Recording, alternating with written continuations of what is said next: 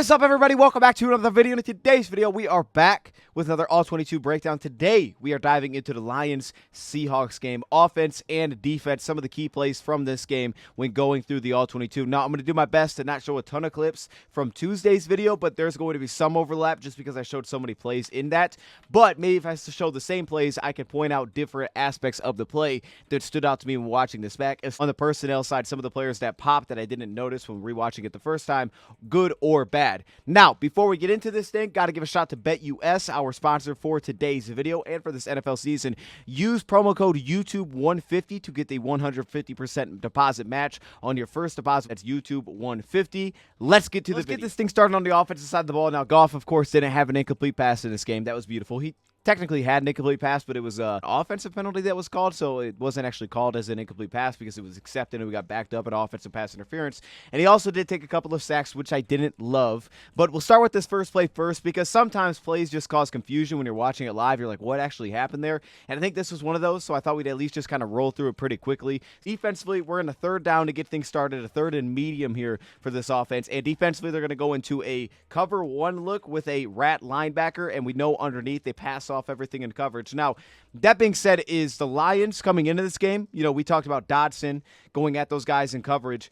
My goodness, almost every play felt like it was attacking a linebacker. It was like, go at that guy, go at that guy. Here, it actually worked out for the defensive side, but really after this, everything seemed like it happened by going after their linebackers. It was a great game plan because their DBs are pretty darn good, and we almost kind of took them out of the equation a lot of times and instead just attacked their linebackers. So, for example, here on this first third down, with them going to this man coverage look, you see the safety Kobe Bryant here mashed up on Sam Laporta. Here becomes your free safety, is this little out route right here with St. Brown. You're wondering what Jameson Williams is doing live. He's basically just creating a rub route here with Trey Brown and Witherspoon to try to create this out route. So Goff sticks it. He wants to go there, doesn't love it. You could see, doesn't get a great rub on the route, and Witherspoon dives on it, so Goff gets away from it. Now he goes to number 2. And Lions, as we know, offensively, these progression reads, so he doesn't like number 1, comes back to number 2. And I think number 2 here, he was looking for Khalif Raymond on this drag route. You can see that his route's going to push up towards the sticks, so it makes you feel like that was going to be the number 2 route. Goff ultimately doesn't throw that, with also this check down to David Montgomery as they're going to kind of cross paths. And then I believe number 3 would have probably been this deep out route with Laporta.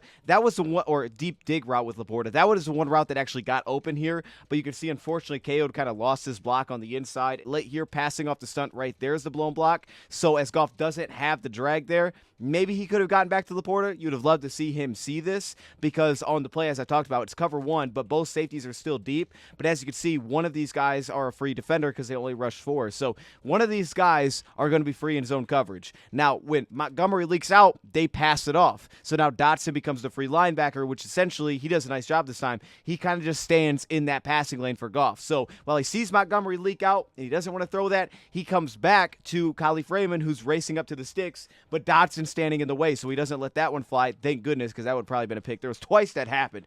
There was a later one in the game where they kind of went into like a cover 2 look on one side, and the cornerback dove down on the out route, and Goff decided not to throw it, and he got sacked. It was actually way better to take the sack than to throw it. Glad he didn't just force this and that he saw it. I think early in the season at times, we've seen him just kind of force this pass, like expect it to be there, and it's not. So I do like that. One, he saw both check down options.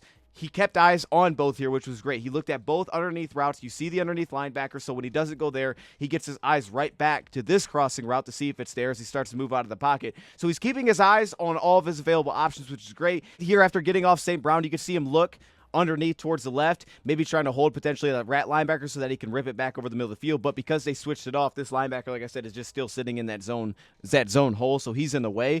And then at this point, right here, when he doesn't like this after the fake, this would have been a time to potentially try to find Laporta second level, because you can see within their offense, that's how the timing works out. So you can see Goff's eyes kind of go back to the middle of the field, but feeling pressure, he gets off of that, doesn't like it, tries to find that third check down, instead just takes a sack. And I've been pointing this out the last few weeks. I think we'll probably pull back on doing this going forward, but I've said I like the downhill running in for the Lions. I love the duo stuff. I love the inside zones, and it just feels like they're leading into that. Now, there was a lot of creativity in the red zone rushing in this game, and we'll showcase that. But again, downhill, double team, hard double teams at the point of attack, a straight duo run play. And again, they're linebackers. We said coming in, attack the linebackers. Why? Because they will fill, but I didn't think they read extremely well. That's why one of the biggest plays they gave against New England was literally a tight end screen, because they have one pulling offensive lineman. And you can see here, linebackers fill in the play. You get Knight. He's going to jump into, I think Knight jumps into the backside A gap right here. You have Dodson step down into the B gap, which St. Brown jumps into. And then for the running backs, because they're so aggressively stepping down, and you get really good double teams here with Kevin Zeitler, Taylor Decker with a great edge seal. We did a great job on these matchups here with Derek Hall. We were excellent here. Tight ends, tackles, they were really good for a lot of this game. It's just about being patient. They're going 2 deep safeties, so you're a little bit lighter in the box here. And once you get that 2 deep safety look, man, the strong double teams are beautiful. And Monty, of course, patience, but he sticks it, man. Dude, Monty's got such quick feet, and I didn't realize this until, training camp. For a bigger running back, this man is so light on his toes. He almost looks lighter than Gibbs in a lot of spots there. Pops that for a first-time run. I just love the Lions going to that downhill style, attacking linebackers. And to me, that's really the only thing that I wanted to point out about this one, because this one is kind of just a scheme beater, right? Defense goes quarters coverage. We know they like to do that. So you can see they're going 4 deep, 3 underneath defenders, and that essentially just creates the one-on-one here with Amon-Ra St. Brown. And if you go back to our preview video, one thing that I pointed about the Seattle defense is I didn't think they were crazy with their disguises, especially on early downs. You kind of could get a tell of what they were going to go into coverage-wise, especially with the hard count or pre-snap motion. And Goff was getting us into the right play, but because of that, the Lions just exploited those advantages by having a sense of what they were going to go into, because I didn't think they were incredibly diverse and I don't know what's coming next play. And that's about all it is. He runs a little jerk route, sits himself down, then boom, plants it, sticks it, gets back over the middle of the field. I don't know if this was the same as week 1, but if you go back to week 1, there was the pass where St. Brown kind of just sat there and ran a hitch and didn't move, and then Goff seemingly was waiting, and then he kind of threw it and missed him. Could have been on either side. The point is that we go to week 4, those little things are looking a lot better, much more efficient. Goff hitting checkdowns, getting through the underneath reads, our receivers being on time, on point. And this is what the Lions offense looked like really at its best last season. It was simple in the fact that you could see it when you see the All-22, you're like, that looks pretty basic. But it was having a really good game plan. And obviously, Ben Johnson was on point with this one, as usual. I mean, he was creative in the red zone. He was really good in terms of down and distance tendency of the defense, because plays like this, and Goff did a great job too. Checked us into some really good looks as well, seemingly.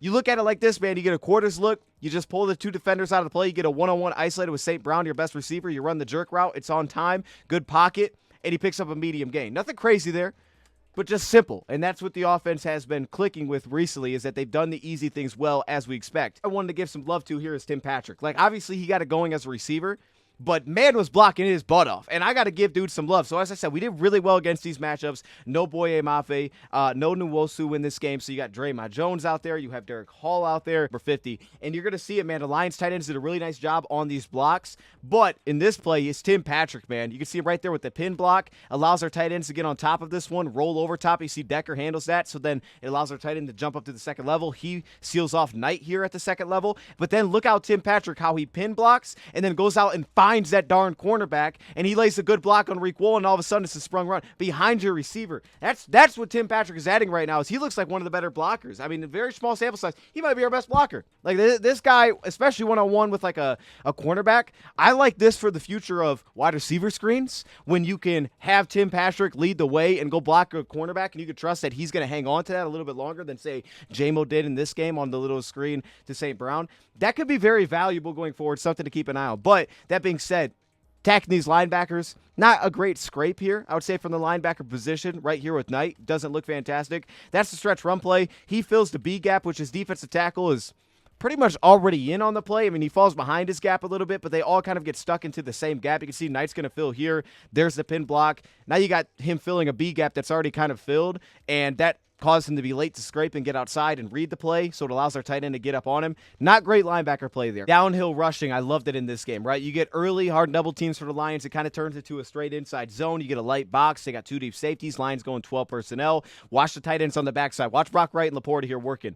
Here on Derek Hall. Resets inside, seals off this block. I mean, there's nothing. They're not doing anything here. This is great tight end blocking from where we were. You get a strong double team here early with Taylor Decker on read. Kind of creates just a massive lane for them to go through, and that's just big time blocking. Zeitler shoots up, gets up to the second level here. Witherspoon stays outside, have the A gap here, and you're looking at Hall probably to just do more, but the Lions end up sealing it up. Dodson fills aggressively into the A gap, so Witherspoon doesn't give him much run support here either. Another guy, Terrion Arnold, who, watching this back, I thought he was much better through the All-22 than maybe what the stats show or what it was like watching it live. That's not to say he was perfect in this game. He definitely was not.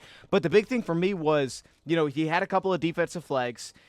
At the top of the route, we've seen them a lot. We looked at the Arizona game. We saw them at the top of the route. But I thought this game, there was really, first off, you saw a lot of really good footwork. You saw a lot of good body control in his game as a press corner in this game, staying square to the line or staying square to his receiver rather than opening his hips and being all over the place.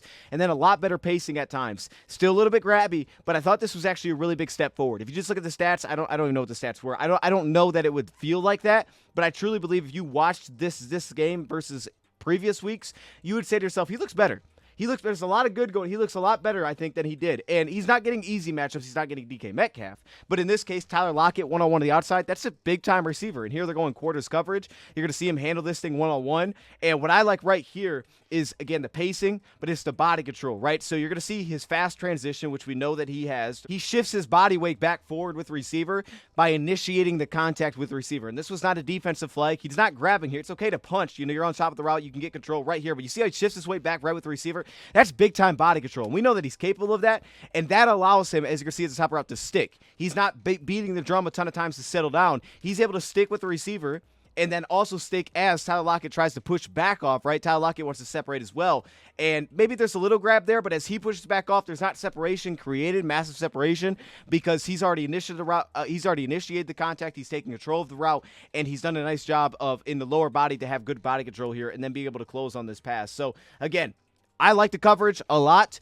Still a little grab. We don't want him grabbing once they kind of open their shoulders. You want just a punch. But he got his hands off, and that was good. And then he just closed on the route. So it was there initially. Maybe you could have called it a little grab at the beginning. But he did let his hands go when the receiver opened up. He didn't pull on his jersey and tug away where it was obvious, like, oh, the guy's holding on this play. So, again, not perfect by any means. But it was definitely a step forward, I thought, in this game. And here's Levi at D-end. And I know there's a lot of questions about, oh, should we go get a D-end?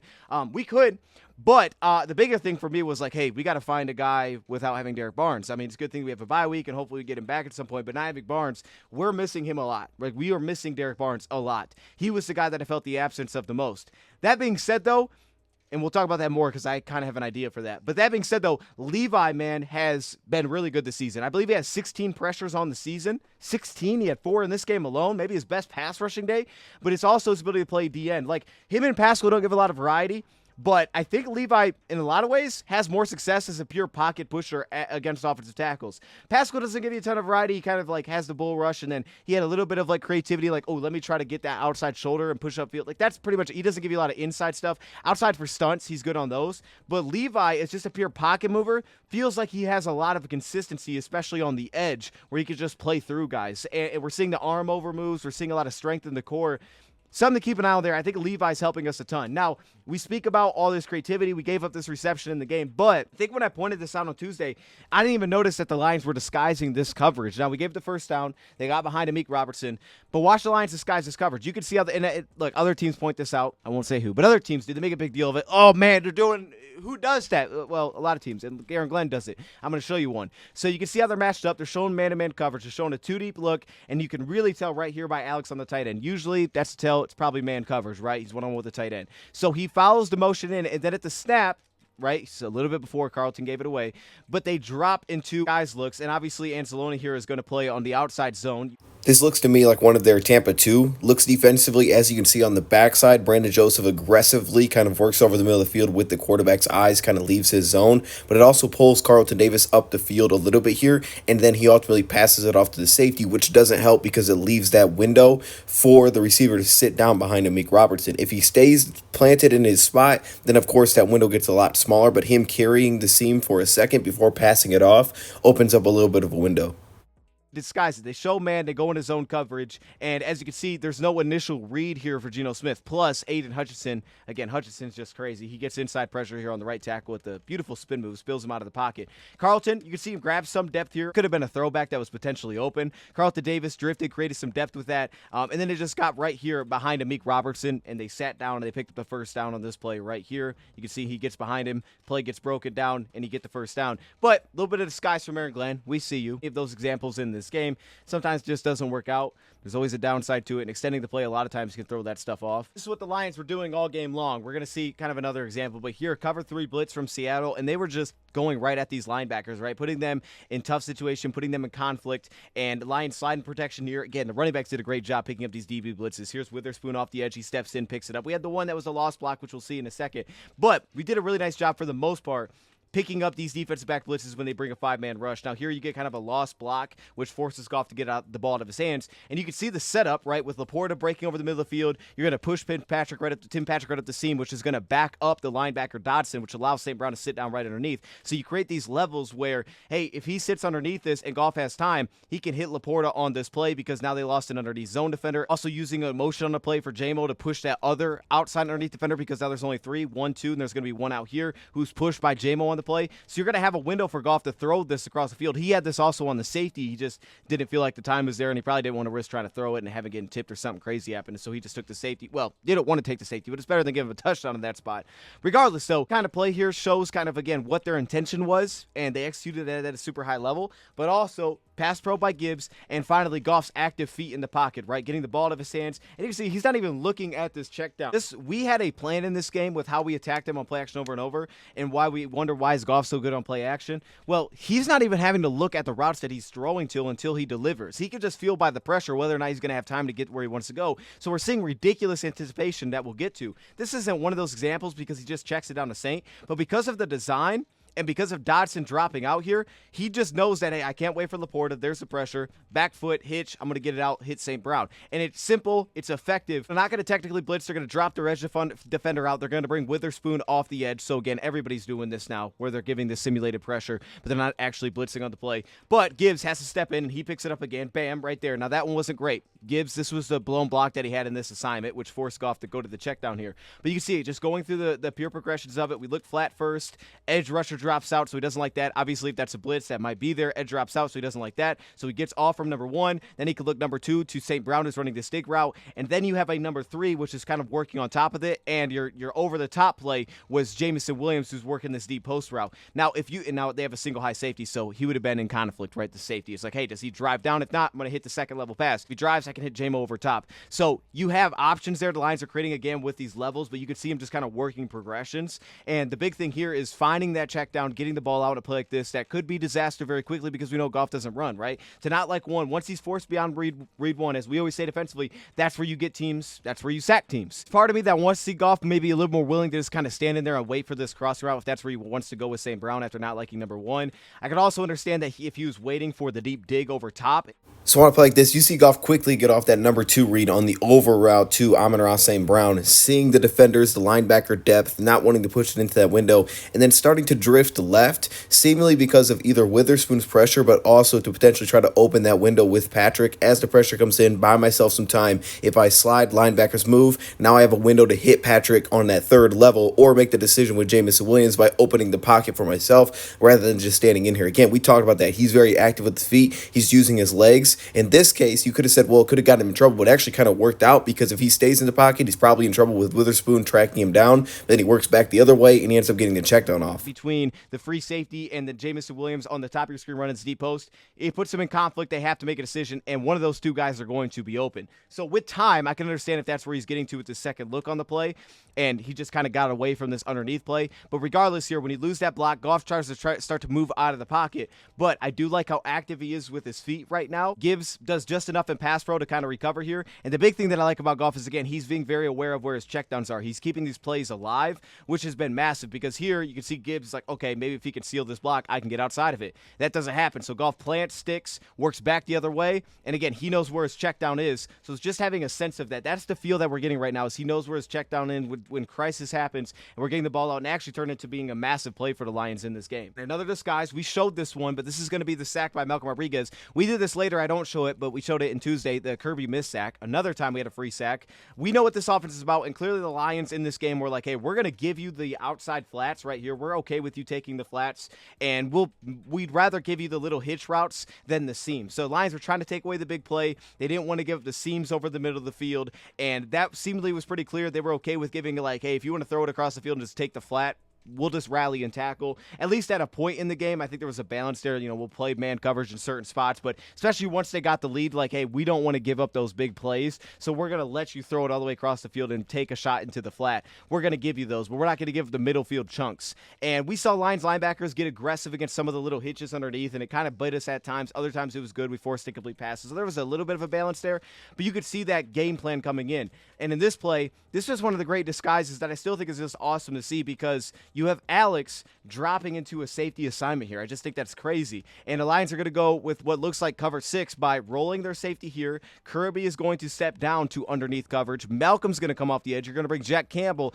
and you're going to slant inside into Hutchinson. So you overload. You could have picked this up if they did it perfectly, but the C gap on the play is where they get, right? You cross the face of the center, you pull him out of the play. And once you pull him out of the play, now you got a 3-on-2 with the running back trying to step down. Aiden Hutchinson crossing the face of both the tackle and the guard stepping inside, kind of takes everybody with him. Then Jack Campbell fills the B gap, and then of course Malcolm Rodriguez there to finish it off. But pre-snap, this is not the look that you're thinking. You're probably thinking this is Dave Steve safety. Maybe he rolls down into a zone look. Maybe he kicks out to the flat and it's some sort of cover 3. Maybe he rolls to the flat. But no, it's going to be cover 6 because he's your underneath defender. That's your safety over top.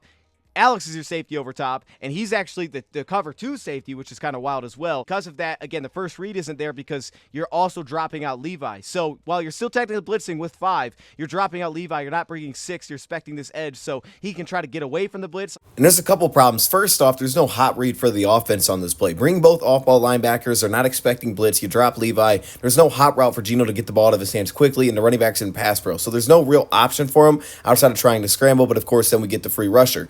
The second thing is the Lions going into this 6 look, playing boundary and field playing cover 2, boundary playing a little bit more on top of the routes. Immediately on the play, but as Levi drops out, it's not there. Now he's forced to number 2. And again, you have Kirby just standing in that passing window. So again, cause confusion, create a sack. Aaron Glenn did that a few times, and that was one of the times that we executed it really well. It's Levi getting one of his pressures on the day, and you can see it working here. He's kind of slanting inside, just takes off on the center, gets pressure, forces Geno Smith out of the pocket. Aiden Hutchinson, of course, was doing a great job. I mean, he was pretty great all day. And then Josh Paschal, again, just using straight force here. He's just trying to knock guys back into the quarterback. That's his go-to, right, creating that bull rush. Here, again, you're going to have DK one-on-one underneath with DK. You're going to have Carlton one-on-one with DK Metcalf, but he's the underneath zone defender, so he's got safety help so he can be aggressive. And you're going to see they're going to go 3-by-1. A lot of times you get 3-by-1. Teams want to isolate their best on your best. So the Lions' response to that, cover 6 coverage.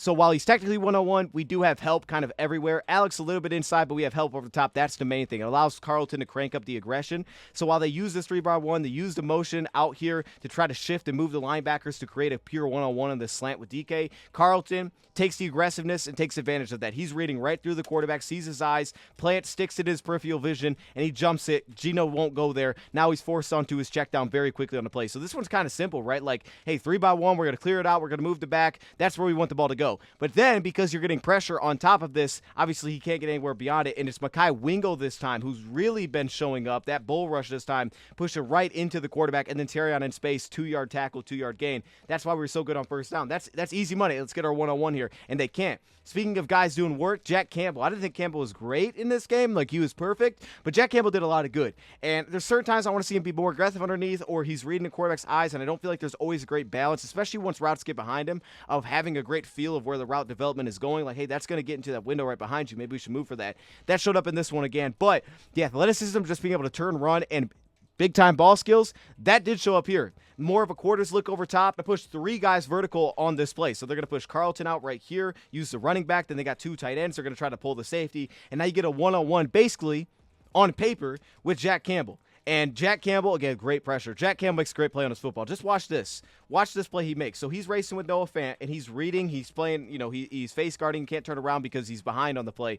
But watch him as Noah Fant sticks his hands out right here for the football. Jack Campbell does as well. Bam. Beautiful timing. Knocks the pass into the air. That is big-time ball skills. And then on top of that, the Lions get pressure again because Aiden Hutchinson is just insane, and he beats the tight end immediately on the play. But you also get a good pocket push as well. Like, you're getting some nice pocket push on the backside here from who? Levi, of course, working through 2 guys. But Jack Campbell, that is a beautiful play by Jack Campbell, where they got us into trouble, where they kind of these rub routes and these plays. And I thought they did a good job schematically. They used motion pre-snap to get us in some weird spots where it was like, okay, we really have to adjust quickly here, or we have to switch the route, which the Lions weren't doing. And because of that, they created some rubs. Now, they got called for an offensive pass interference when it mattered the most, which was great because it got us off the field and it kind of ended things.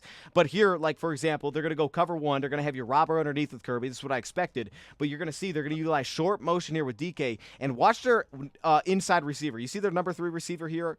this guy is off the line of scrimmage, right? He's on the ball, he's off the ball. So it's much more difficult to press a receiver that's off the ball because they're behind the line of scrimmage. You can't get hands on him. So here, once the short motion, and you can see there's depth, right? You got the press here from Terrion. He's going to play a little bit off.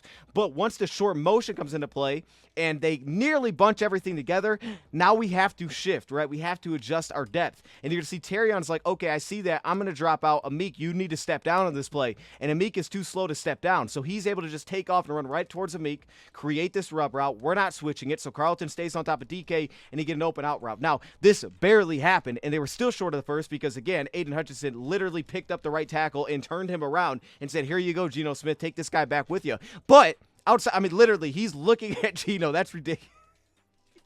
He's looking at Geno Smith. I mean, that's disgusting. My guy is looking at Geno as hey, did he catch it? I don't know. We can't, neither of us can see because you're on top of me, boy. But that being said, though, it's a good play design. That's the thing where a couple times we got to be faster to adjust because they're not going to call that every time, and teams are going to use this against us. If we're playing man, they're going to use this. They know we like to play man, especially on third down. We love to play man. We did it every time. We shook it up. Amik had the PBU on a third down. We showed that on Tuesday, but we went cover 3. Teams are going to use that against us. We have to be faster to reset our depth there and communicate.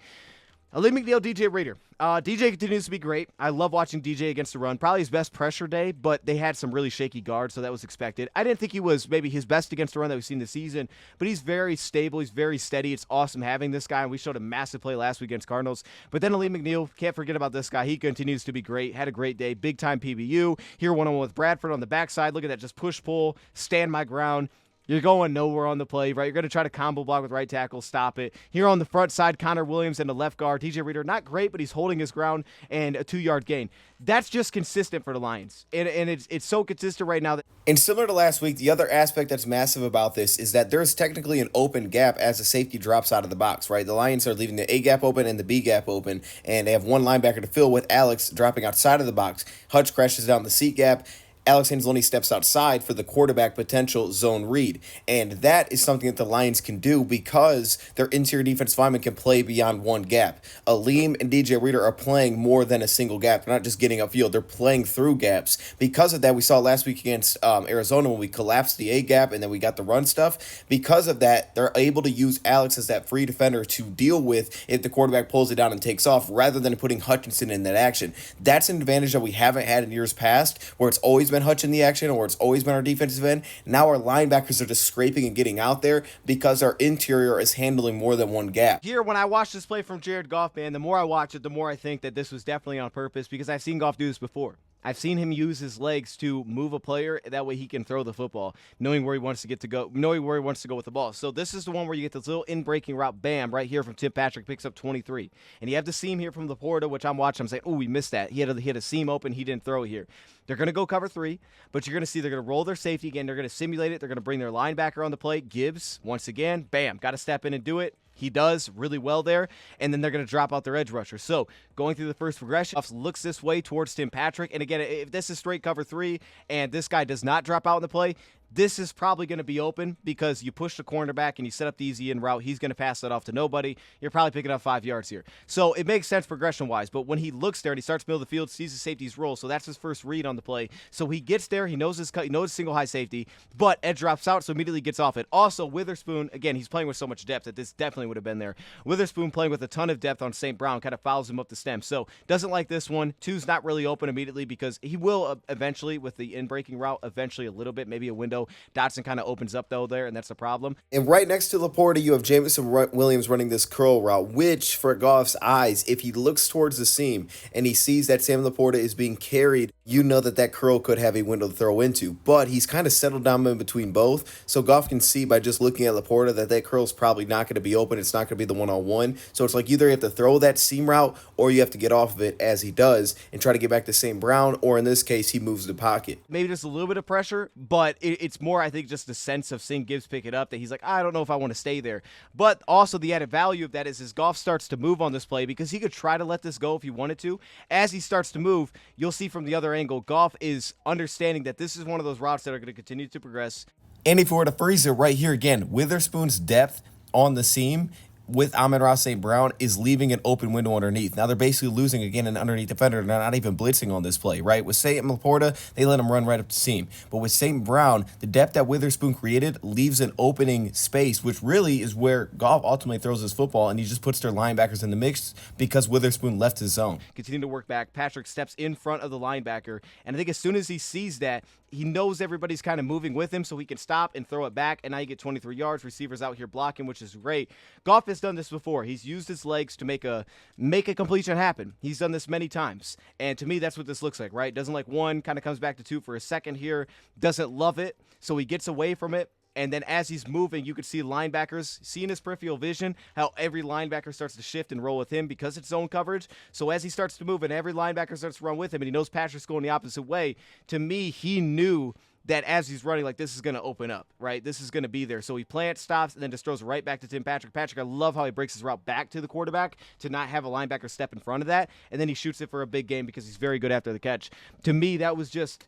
We've seen Goff do things like that where a little underneath route, I'd love to take the shot, but it still basically gives you the same result, maybe even better. Credit to him because this is a good pocket. Like, as much as, like, hey, linebacker stepped in, Gibbs did pick it up. And this is a really good pocket throughout. I mean, there's no chance over here with Sewell. He's just moving with him. This is a good pocket. This is an excellent pocket the Lions are creating. Speaking of patience, how about Terrion Arnold in press, man? We know he's comfy here, but I love the way that he was playing with his hips, the way that he was staying square with his footwork. He looked twitchy in this game, and you're going to see it here against all different release types, the way that he's staying square to the line of scrimmage. He's not getting his hips opened up. He's not lunging either on the play. Kind of an awkward single step, then pushes upfield, then kind of tries to release inside. Terrion's right there with it, square. He gets physical, so he gets contact, controls the route, kind of shuts that thing down from jump. And then here on the backside here with Amik Robertson, I love him in off coverage, staying on his toes. He's bouncing, right? He's ready for the break. Bam. And he steps down on it.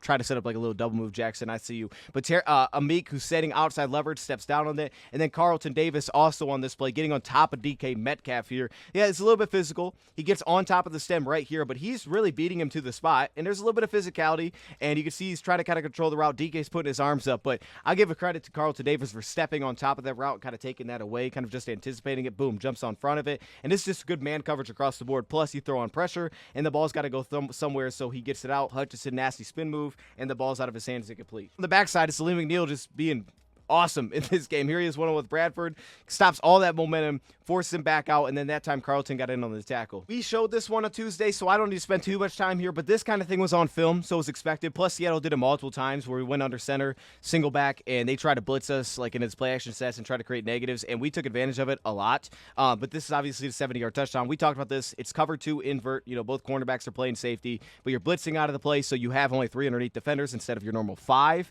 which is why these guys are essentially one-on-one the outside with no underneath help. So you run the deep post with St. Brown and you run the crossing route with Jamison. And it's the addition of the tight end which kind of gives them the hard time on this play with Dodson. And again, they're just going right at these linebackers. And you can see it right here, right? Because instead of it being where nobody released on the play and he can just drop back and drift and find routes and try to just read Jared Goff's eyes, them blitzing, but having this tight end release, he now has to pay attention to this tight end who's pushing up the seam. So really good timing here with Jamison. As you see, he pushes vertical and then plants back outside, gets Dodson to step that way, then gets back inside. It allows the timing to set up where these guys cross pass at like the exact same time. So he kind of holds the attention of this linebacker Dodson the entire time here. And Goff, all he has to do is kind of tie that with his eyes. And the anticipation on his throw is ridiculous here because you're going to see with the play fake right now. I think Goff a lot of times does a nice job of kind of seeing the blitz before he even goes back to turn around and give it to the back, right? In kind of that retreat, you can kind of see guys coming off the edge. But you can see the safety coming down to blitz. Lions picked it up. They said slide protection. Tight end does a nice job here. And then Gibbs steps in and handles it right here with Jenkins. And Goff got it out quickly, but he didn't have to. The pass protection was excellent.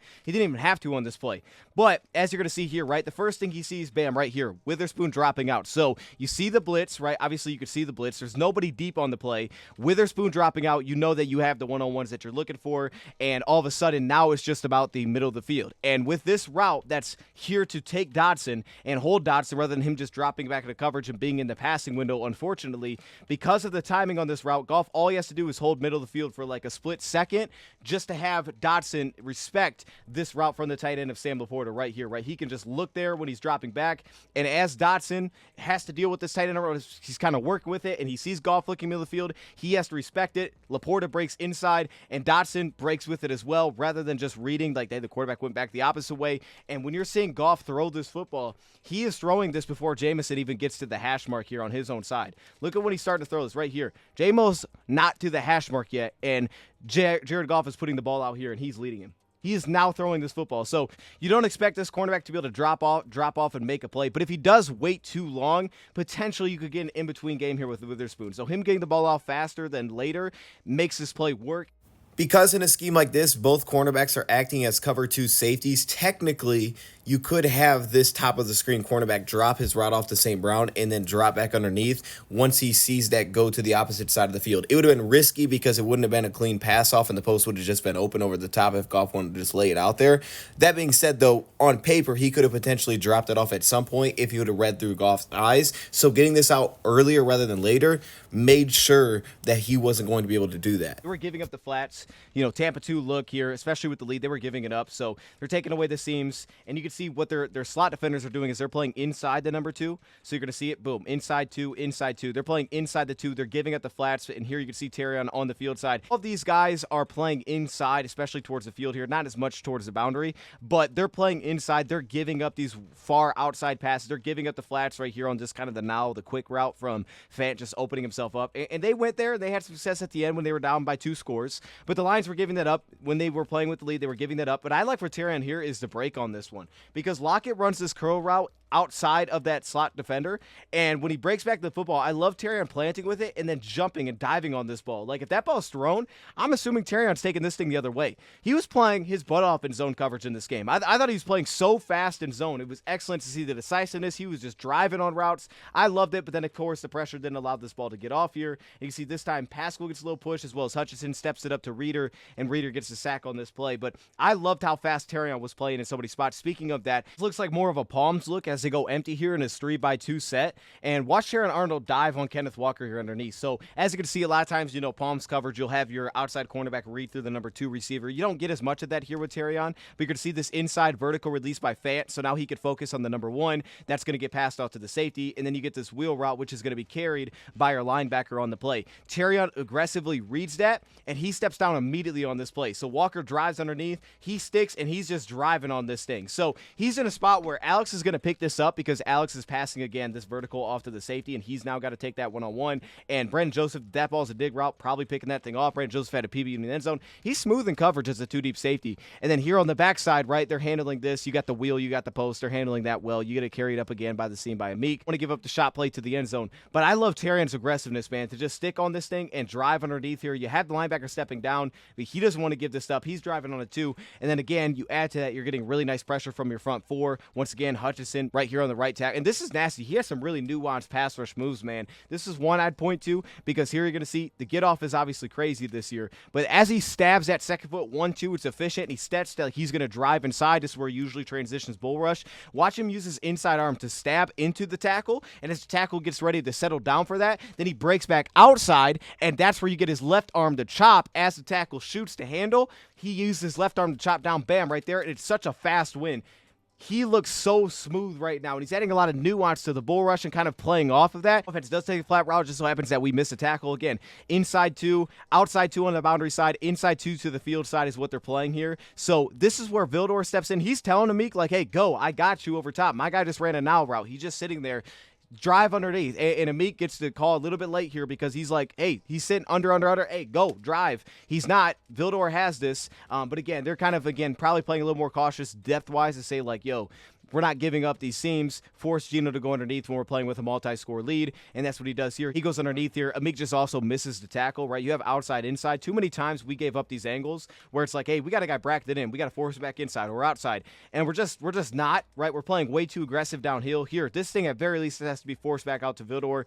He misses the tackle, and it gets shot upside. You had shot inside. You have that thing bracketed in. That should not be that kind of game. In these spots, we're here on 4th down after the pass breakup by Amik. They get us in into man coverage. They know we're playing man, and they use a short motion here. And as the Lions adjust, they don't adjust their depth, right? Everybody is playing way too on top of each other. So it's easy for them to create kind of a rub route where you push vertical and then you just run outside of it, and the Lions aren't switching it to pick up this first down. This one's called as a straight pick play because it kind of is. He just runs straight at our cornerback.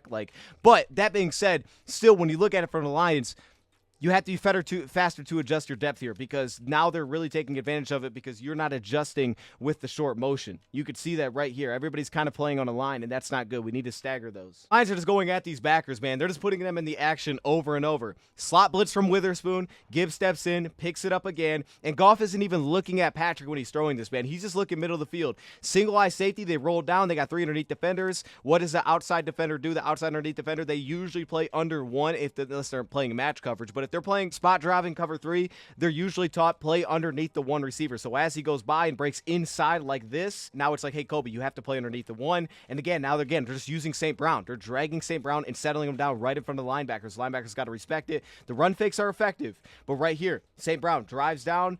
Linebackers respect it. It'll be the outside receiver now, Tim Patrick on this dig route. And Kobe Bryant, who's got to work under 1 in a spot drop in cover 3. But he also can see that, hey, St. Brown is racing in the middle of the field. So as this breaks back inside, you get some respect to that. But now he's like, okay, let me get back under 1. Doesn't find the route. And again, the anticipation that Goff is throwing within these cover 3 spots. Look at when this ball is leaving his hand. Middle field. He's not even looking at Tim Patrick right here, right? You just have the setup of Jamo's taking the free safety as he sees him do on this play. He sees him drive with that. Underneath defender, you give some respect here for St. Brown for the linebacker and now the underneath defender, and Goff is letting this thing throw as he's coming out of his break, and that's where you end up finding the window because of when he's throwing this pass, and they're just not trusting these linebackers to make a play on the football, and they're not, right? And you can see it right here, this is separation. They're just not even trusting these backers are going to be able to get out and make a play on the football. Plus, what I love is the backside, using a tight end to take the backside corner, because we've seen this before, like with Josh Reynolds a year ago, and we saw it at the beginning of the season. Using these backside corners in cover 3, they can work across the field if they have no responsibility. And we saw it last year, and I was like, we might have to add something to the backside of these plays, because if we just have no receiver as a threat, if we drag here and this cornerback has no threat and he's an outside third, he could get aggressive and step across the field. Now, Goff's getting this out early enough where that probably won't be a threat, but using a tight end like Laporta here to chip and then release vertical to at least give a threat on this side of the field was important. And the Lions ultimately buy the respect of this backside corner by St. Brown releasing first, because as he does, the eyes go there. Then you get the chip and immediately he's releasing vertical. If it's just Sam Laporta chipping and then releasing vertical, we've seen that backside corner just leave and work across the field expecting play action and knowing that Goff's probably going the opposite direction because there's no early threat and they just assume Sam's probably just going to sit there and block so I can leave underneath zone defender has it. This is a nice little tweak to these plays. Slide your protection right here. Everybody handles it. Gibbs handles it one-on-one, and he hit a great shot with great anticipation. For Goff, just looking middle field, peripheral vision. You can see the linebacker here, sticks it right out of his plant, and he puts it on Tim Patrick. And Tim Patrick, obviously, the value there, too, is even with this linebacker in depth, Goff can just put the ball a little bit higher. He can just put the ball up in the air where the linebacker doesn't have a chance because Tim Patrick's just a bigger target. So he fits really well for what the Lions want to get to in these spots. What I liked about this inside run play is you get the strong double team here, but because the backside linebackers cross his face of Graham Glasgow into this A-gap, Kevin Zeitler's awareness to go strong double team, see that happen, see the backside A-gap attacked here, and step down off of his block to help Graham Glasgow out to allow this run to still springboard up to the second level. Obviously, Sewell 101, his ability to just drive guys is incredibly impressive. I mean, he just lights this guy up. But to see that by Zeitler, to see that awareness was nice with this double team run right here. And then again, linebacker's going to fill. So he crosses A-gap, so someone on the backside A-gap has to fill. There's your linebacker to do so. But Zeitler stepping down and helping off of that, I think was great. And they just create a wall right here between these backside 3. And then again, utilizing their tight ends. They're blocking their butts off. Here, Brock Wright 1-on-1 with Draymond Jones. Steps down, steals it off. Laporta shoots inside, hits the defensive back. It's just about Jahmyr Gibbs, who gets skinny on the play. Just finds the window right here, gets skinny, slides through, and it's picked up for a first down. Talk about the creativity, right? We saw these inside and duo runs. How about the creativity here? Look at the splits by the Lions. They essentially take their DTs out of the play in a play like this, right? Both DTs, I mean, he's inside of the guard, but they're basically taken out of the play. Your linebackers, you have your edge defenders. The Lions are split like crazy on this play. They're going to run a pin pull. They're going to sweep it outside, utilizing both Laporta and Decker to lead the way. This was crazy. I don't think I've ever seen this from Ben Johnson. Him coming out with these kind of offensive line splits. 2 deep safeties. There's the pin block from J-Mo. You get outside of the edge rusher. You get out there. And you're running with Gibbs, and you're also doing it towards the field, so you have more room for Gibbs to take off and have more room for him to build up that speed. And he picked up a nice gain on his first and long. I think it was after the offensive pass interference. But man, that was crazy. Yeah, I mean, you talk about this creativity, like to see something like that. I don't think I've ever even seen Ben Johnson do something like that. And then, of course, the touchdown, which is just good scheme recognition. Like the first play would have worked too on the kind of the pick play we set up. And then here, they go red 2 coverage, which is their zone cover 2. That's what a lot of teams do. They do it. Seattle loves to do it. You can see that on film. So the Lions just run a beater for it. Right? You break outside Laporta. You break it back inside. You pull the corner. He runs into the safety. And then you sit down St. Brown underneath in this red 2 coverage. I think we were watching it live. Like, I'm pretty sure that's what happened, and that's exactly what happened. And that's because it was kind of predictable, right? Pass protection's good here. It's good enough. And for Jared Goff on this play, I wonder why it got a little high. I think it was because he was trying to look off the defender here, which is why the ball got a little bit high, but it really wasn't that bad watching it back here. Because you can see Goff can look underneath defender and cornerback. You look here towards the inside. You don't allow this underneath defender to undercut St. Brown. You just hold him. There's a little pump fake to hold the cornerback and safety who's now dealing with Laporta instead of being able to drop off. He's very late to drop this route off. Laporta pushes outside. It's great timing because now he's breaking back inside. Laporta's already gone outside. So this is great timing. And for Goff on the play, who doesn't throw it immediately but instead uses the pump fake to hold the cornerback and allows him to get to the sideline. Because truly, like, Goff could throw this immediately. He could see this and throw it right here. But instead, he utilized a little pump fake and his eyes to try to pull this upfield. And once he's got the confirmation that's happened, he puts it to the sideline. Guy that I want to give love to is Terrion Arnold. Now, also, again, creating some pressure in a play like this. You can see Aiden Hutchinson, they get the ball up fast. But they go to this slot fade, and look at Terrion on some of these last plays, man. Again, staying square. Look at him off the line of scrimmage against the release. And outside leverage, he skips steps right inside here, but Terrion Arnold doesn't overreact to it. He stays square with the receiver. That way he can open back up. He's staying low in his stance. He's not popping up. Look at the transition. It's smooth with the footwork, right? He's not swinging the gate. He's very smooth with his footwork here because he's staying on top of the route, in control of the route. And this is just such a smooth transition. Gets on top of it, connects with the receiver, gets his eyes back when the receiver does, passes incomplete. Beautiful coverage there by Terrion Arnold. Want to give some love. And then Kirby breaking on this route. This was nice too because Kirby's doing a lot of pedal work here against this number 3 receiver to stick and then stay on top of this route. The weave here from Kirby is really nice in off-man coverage. He's weaving with this number 3 receiver really nicely. Again here, speaking of pressure, how about Mekhi Wingo just driving Laken Tomlinson back into the pocket here. Look at this. You can see he's going to go outside. He's going to open up the left guard. He's going to stick and get upfield right here. Boom. Opens left guard. Bam. Exposes the chest. Gets in the chest. Drives him back to the pocket. Now, on these last couple plays, another guy that I want to highlight here, Trevor Nowaski. One thing that stuck out, I pointed out on Tuesday, I was like, we're missing Derek Barnes, and I felt we missed him. I don't know if they're going to trust him against the run. They utilized James Houston a little bit, but Trevor Nowaski had 3 pressures on 8 snaps.